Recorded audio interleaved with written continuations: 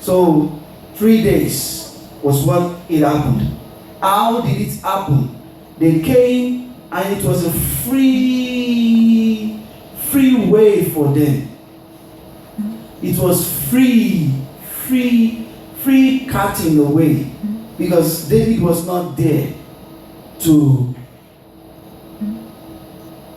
fight for his family. Now, what has the problem brought up? What has the problem brought up? It has brought up shame, dishonor. They have lost so many things. And is there a solution? David prayed unto the Lord. And what is the solution? We'll look into the solution next week. But what is the solution? The Bible says, God told David after he inquired, shall I pursue and overtake them? And God said, go, pursue, overtake, and you will surely recover everything that has been stolen away from you. Now, if the source of an issue is not treated, it will always repeat itself. Where did David get it wrong? And asking ourselves, where did we get it wrong? And let's go further into the scripture and look at 1 Samuel 28. In 1 Samuel 28, Bible said concerning Saul, that Saul messed it up, he has lost everything, and he has lost the kingdom, he has lost the throne. He is spending over 18 years, or almost 18 years, running after David, and he got to the battlefield, and he saw that, oh, there's nothing again, and he went to consult a medium, and he wanted to speak to Samuel. He could no longer speak to God, God could no longer speak to him, and he wanted to speak with a dead man. And the ghost of Samuel, according to the scripture, appeared to him, and he passed small course on him. But in verse 29, chapter 29, let's just get this now. Verse 1. The entire Philistine army now mobilized at Aphek, and the Israelites camped at the spring of Jezreel. And as the Philistines rulers were leading out their troops in groups of 100 and 1,000, David and his men marched at rear with King Achish. But the Philistines' commander demanded, what are these Hebrews doing here? David went to pitch camp with the enemies of Israel. He went to pitch his tent with the Philistine. Throw back almost 18 years back, it was this David that he sang, David killed 10,000, Saul killed 1,000. When his manifestation came, the day he killed Goliath. But it's this same David now, the same Goliath he defeated, the Philistines he defeated, he was now marching behind them because he was running away from Saul. He was marching behind them. He was not only marching behind them, he and his 600 men have said, we have volunteered ourselves now. We want to help you to fight. Now, who did they want to fight? Fighting Saul. Who is Saul? The king of Israel. Who is Israel? God's people. Now, David now got so much frustrated. It's like, one, he was angry that, God, why have you left me? God, if you can't help me, I will help myself. After all, this is the balance that is, some people say it's in the scripture. It's never in the scripture. Heaven helps those who help themselves. David now look at it, heaven help those who help themselves. God, if you cannot help me, I will help myself. Though I am not going to kill Saul, but I will push Saul to the Philistines. I will tell the Philistines how they are going to kill him. Remember, David had 2 opportunities to kill Saul. He did not. So now, let me support the Philistines. They will kill Saul. I will just fight. We will just fight behind them. We will just be fighting behind the army of the Philistines. But the Philistines, other Philistines, got this. And they said, no, we're not going to agree. So the king of the Philistines, Achish, loved David. One thing we need to understand: the enemy of my enemy is not my friend. He's also my enemy. Because there is a time, if he gets my enemy out, I may be the next. The enemy of my enemy is never my friend. He's also an enemy to me. The Amalekites and the Philistines were enemies. And they were enemies to Israel. None of them were friends. There are times they connive together and fight Israel. They have a common enemy. And there are times after defeating the common enemy, they will fight themselves. And this is what David did not realize, that he got it wrong. And he went to ask the enemies for help against another enemy.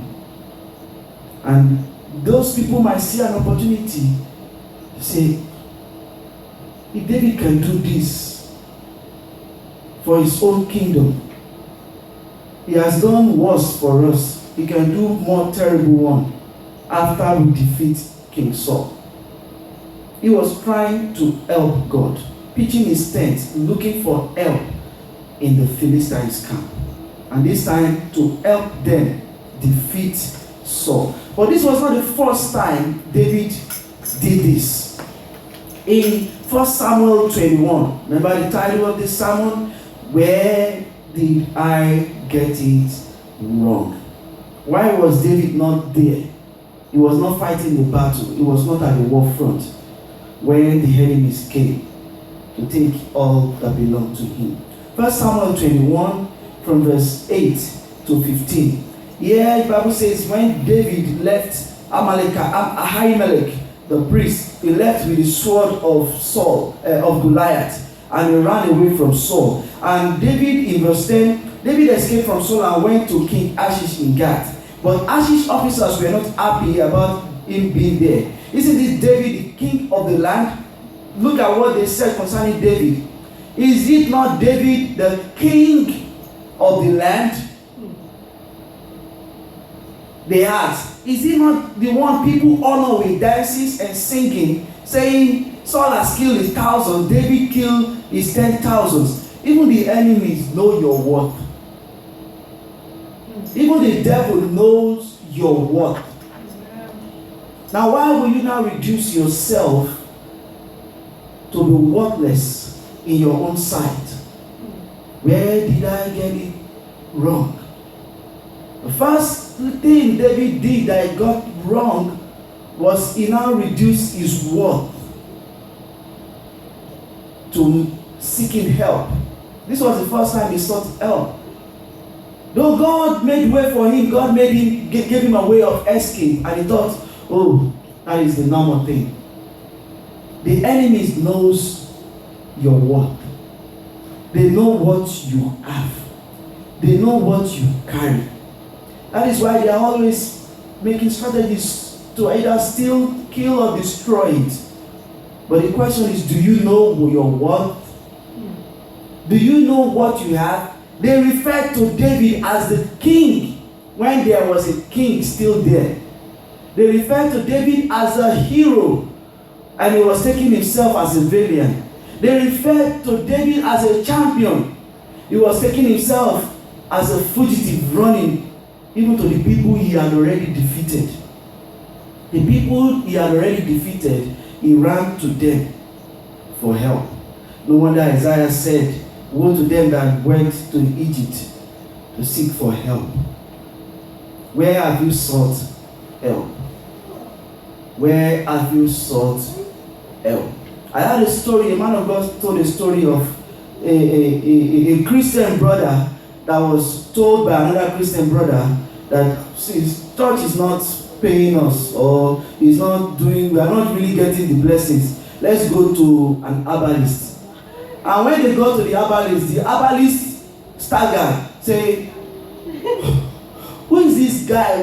The herbalist already knew the other friend That yeah, you don't know, you don't have anything, but you are my customer. But this brother, this Christian fire brother that went to the herbalist, he asked his friend, who is this your friend that you are bringing? He is carrying something different.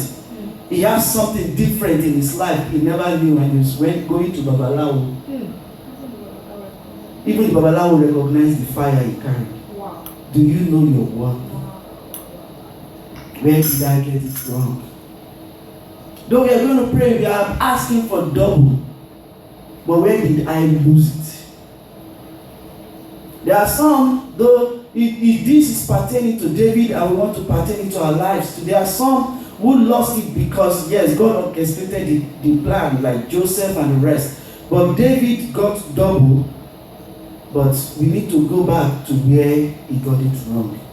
And he pretended to be a madman. When verse 12, David had these comments and was afraid of what the king might do to him. So he pretended to be insane, scratching at doors, drooling on his beard. And finally the king said, "Must you bring me a madman?"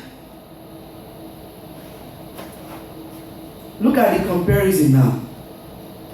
The people of the land said, "Is this not the king of Israel?"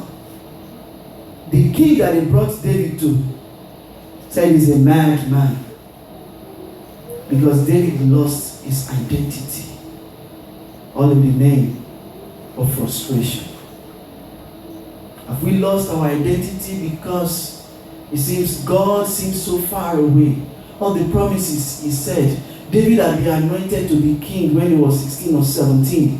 And 18 years later, it seems nothing is coming up. So he pretended to be a madman, losing his identity to run to those people he had already defeated. Where did I get it wrong? And David escaped. God left him. Verse chapter 22, God helped him. So David left Gath and escaped to the cave Adullam. Soon his brothers and the rest joined him.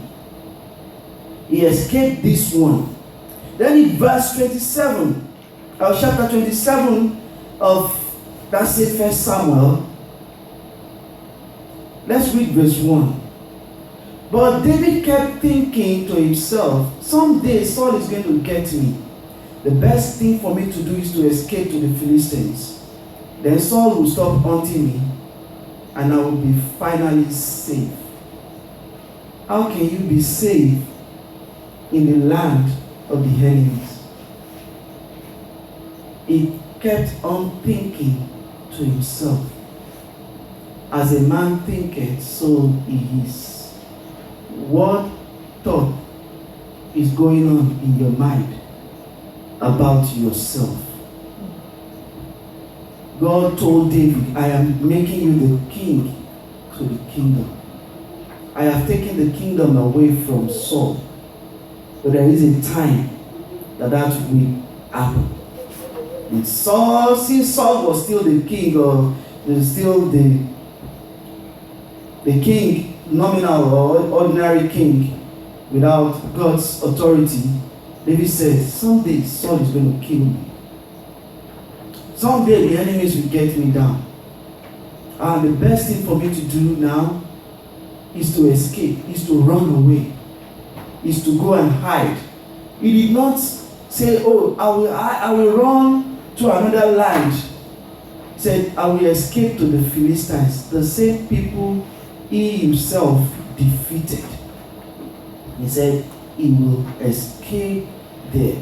Verse 2. So David took his 600 men and their families and went to live in Gath under the protection of King Achish, the same king that called him a madman. Now he is seeking refuge in the land of the king. And not only that, verse 5. Okay, let's go to verse 3. So David, verse 3, David brought his two wives along with him, Ahinoam of Jezreel and Abigail, Nabal's widow. Word soon reached Saul that David had fled to Gath, so he stopped hunting him. Saul stopped hunting David for two reasons. Well, he is in hand of a bigger enemy. Or 2, if he pursued David there is no David that will help him to fight against these Philistines. So let him just leave him, and he stopped hunting him.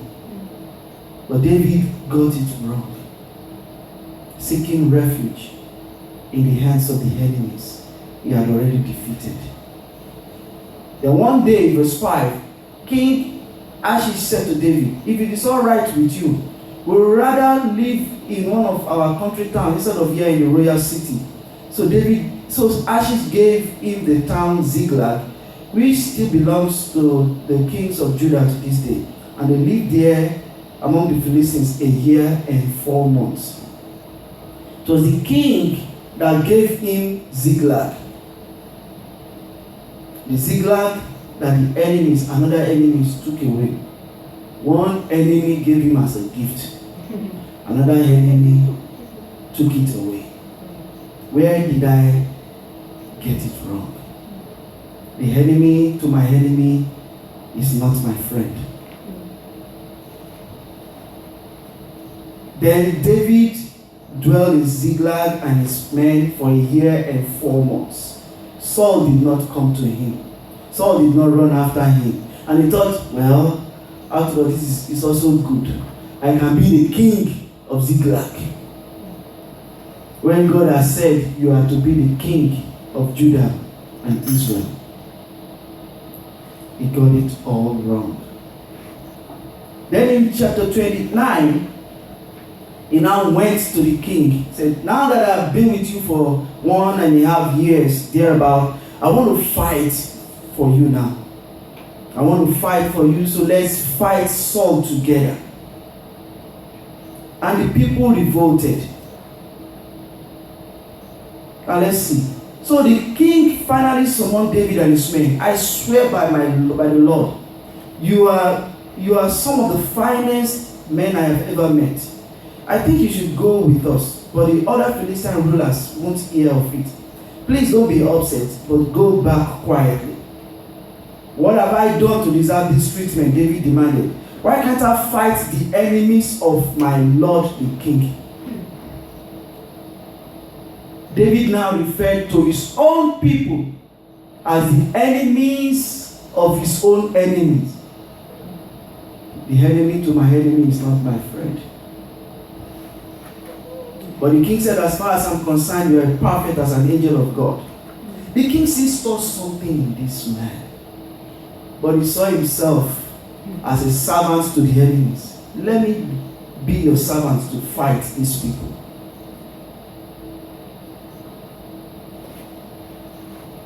But my commanders are afraid to argue with them in the battle. Now get up early in the morning and leave with your men as soon as it gets light. So David headed back into the land of the Philistines, while the Philistines' army went on to Jezreel. Then in chapter 30, the Bible says 3 days later. The journey took them 3 days. The journey took them 3 days to get back to Ziklag. 3 days later, they found out that everything they had gathered for the past 1 year, 4 months are all gone. But the issue is, the day the king told David, please leave, that moment was the moment the enemies were taking all that he had. If he had been there, the enemies wouldn't have come. That means they saw something. They saw, oh, this is an opportunity. There's nobody to guard them. He has left everything unguarded. And they took it. It took them 3 days journey. But when he got there, he said they had taken the land 3 days ago. And that was how David lost everything. Now what could have made David and his men to lose, or to do such, to lose so much? One, fear. They lost because they got it wrong because of fear. Fear of what will happen. Fear Saul will someday come. Fear of Saul is going to get me down. Fear made him to run from one enemy to another enemy. Like they say in Nigeria, from fry pan to fire. Fear of what people will say. Fear of what people are saying. Fear of what will happen next. Some people are even afraid. The fear of fear is in their hearts. 2, frustration. He got frustrated to that extent. It seems God cannot help me. Let me help myself. And God will now help me as I help myself. He lost it because of ignorance.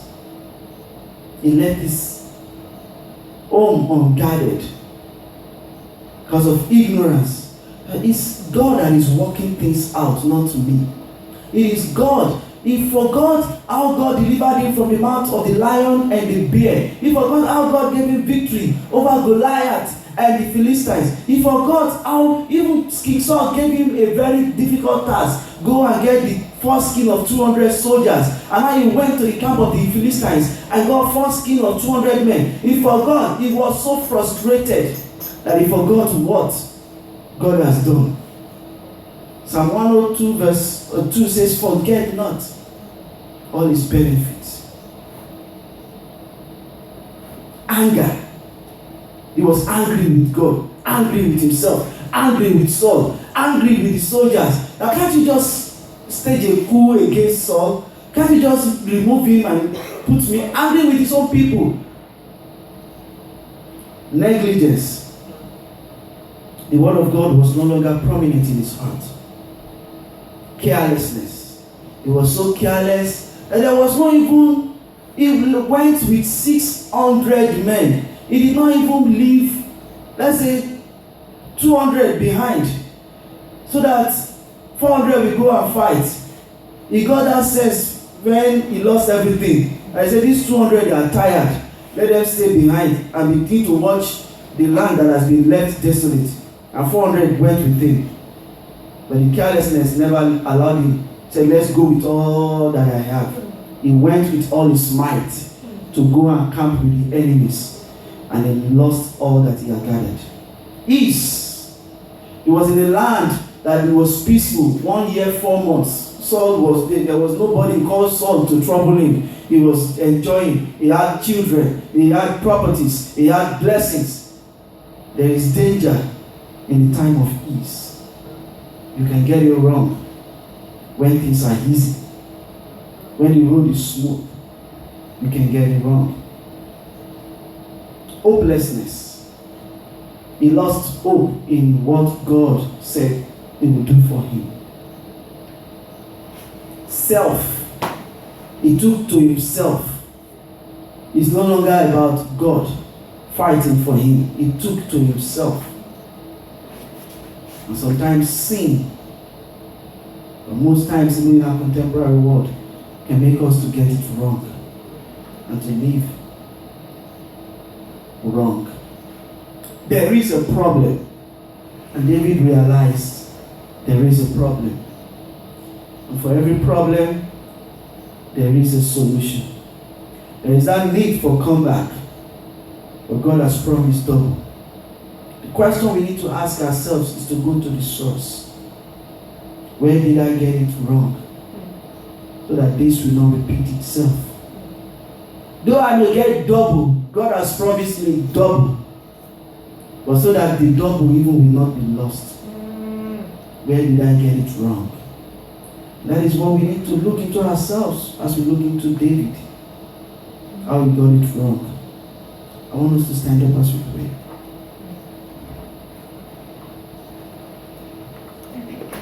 I want us to pray and tell the Lord, Lord, help me to identify the source of the problem in my life. Help me to identify the source. Since David got back all that he lost, he never returned to the camp of the Philistines.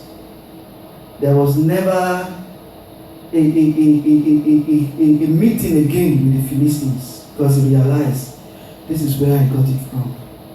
This is the source of the problem that I faced. Help me to identify the source of the problem in my life. Because when you identify one that there is a problem, you will know, yes, what is the problem? Where did it come from? Help me, oh God, to know where I got it wrong. To know the source of my problem. To know the source of the difficulties. This one was not a challenge from God. It was not a test from God. It was not God that orchestrated it. It was David that put himself in that position. But the mercy of God was upon him when he cried to God, Lord, what should I do? Lord, what should I do? And God said, yes, because you have cried unto me. And because of the mercy that I have found you to make you somebody.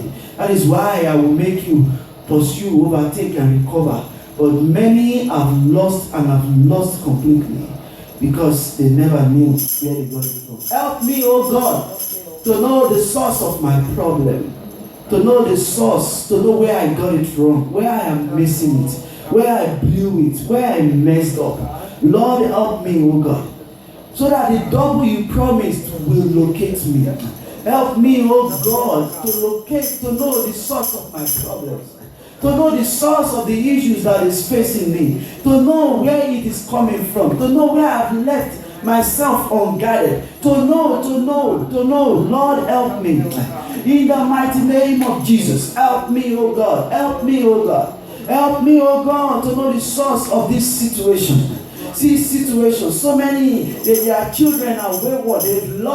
They've lost their children, they've lost their families, they've lost their properties. Like David lost it all. He lost everything. But he traced back, where did I get it wrong? Where did I lose it? Where? He went to another enemy to seek for help. Another enemy that was waiting, hanging around, took everything away from him. Lord, where did I get it wrong? Where, oh God? Help me, oh God. Help me, oh God, to identify the source of my problem. Help me, oh God, to identify the source of my problem. Help me, oh God. Help me, oh God, to identify the source, oh God. Oh Lord, where did I get it wrong? Help me, oh God. In the mighty name of Jesus. In Jesus' name we pray. And we're going to pray and tell the Lord. Things that crept into the heart of David that made him to turn away from the path of God and seek help. Fear, frustration, anger, ignorance, negligence. Lord, give me the spirit that overcomes all this. That overcomes fear, that overcomes anger, that overcomes frustration, that overcomes unbelief, that overcomes selfishness, that overcomes the lack of understanding of what you, God, you are doing for me. Lord, that overcomes hopelessness, that overcomes worry, that overcomes doubt, that spirit to stand on your word, to stand on your promises. Lord, that you will give unto me. In the mighty name of Jesus. Lord, give me your spirit to overcome. In the mighty name of Jesus. Lord, give me, oh God, the spirit to overcome. Oh Lord, the source to my problem. In the name of Jesus. In Jesus' name we pray. Amen. And let's pray and tell the Lord. David was in ease for 1 year, 4 months. And he said, yes, now that everything is going on well, let me quickly totally surrender to the enemies to destroy God's people. He said they now called Israel the enemies of Philistines. He called Philistine king my Lord. When the Philistine knew him as a king, he was now bowing down to another king because everything became easy for him. Lord, wake me up to overcome the danger in time of peace. Wake me up to overcome the danger in time of ease. To overcome the danger when things are going easy. That I will not bow to another king. I will not bow to another God. I will not bow when things are going easy, smoothly for me. Lord, to overcome that danger. So I will not mess up, God. So I will not mess up, oh God. Lord, help me, oh God, to overcome the danger in time of ease. Lord, wake me up, oh God, to overcome the danger in time of ease, oh God. In the mighty name of Jesus, wake me up, oh God, to overcome the danger in time of ease, when things going smoothly, when it seems there is no enemy to attack me again, when it seems there is no one to fight me, when it seems everything is going on smoothly. Lord, help me, oh God, wake me up to overcome the danger in time of ease, in time when things are easy, when things are smooth. In the name of Jesus. In Jesus' name we pray. Amen. Let's pray and ask. After it all, God gave David double. We're going to look into that next week.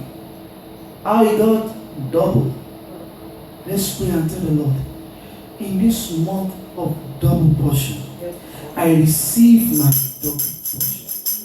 I receive my double portion. I will take away shame, dishonor. I will take away my pain. I receive double portion of breakthrough, of testimonies, of anointing, of blessings.